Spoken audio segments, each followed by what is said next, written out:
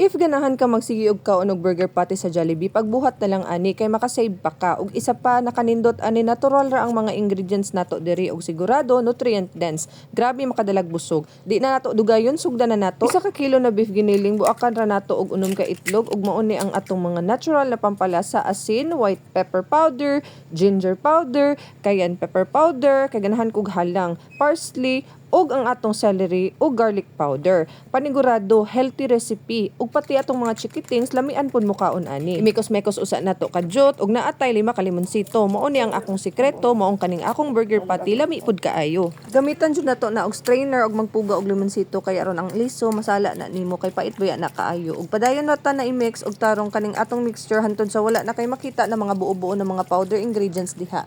Painiton ang karaha ug atong butangan og coconut oil ug dayon ato na lutuon ang atong beef mixture.